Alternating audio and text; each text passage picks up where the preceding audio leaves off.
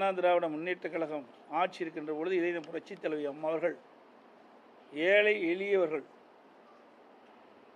தொழிலாளிகள் குறைந்த விலையில்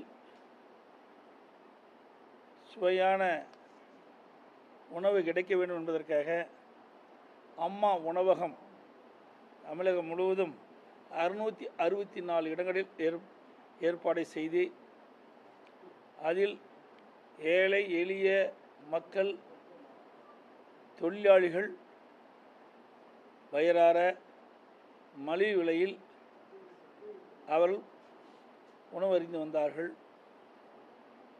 அப்படிப்பட்ட அம்மா உணவகம் விடியா திமுக ஆட்சி பொறுப்பேற்ற பிறகு சரியான முறையிலே செயல்படவில்லை. அம்மா உணவகத்திற்கு தரமான பொருட்கள் கொடுக்கப்படவில்லை. அதனால் தரமான உணவு தயாரித்து வழங்க முடியாத இருந்த காரணத்தினால் அம்மா உணவகத்திற்கு வருகை தருகின்றவருடைய எண்ணிக்கை குறைந்தது.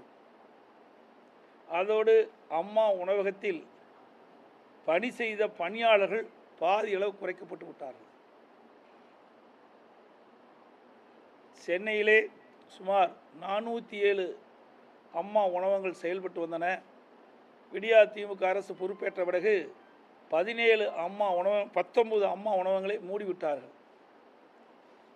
நேற்றைய தினம் என்று கருதுகிறேன், முதலமைச்சர் அவர்கள் அம்மா உணவகத்திற்கு ஆய்வு செய்ததாக அறிவித்துவிட்டு சென்று அங்கே உணவை அருந்தி சோதனை செய்திருக்கின்றார்.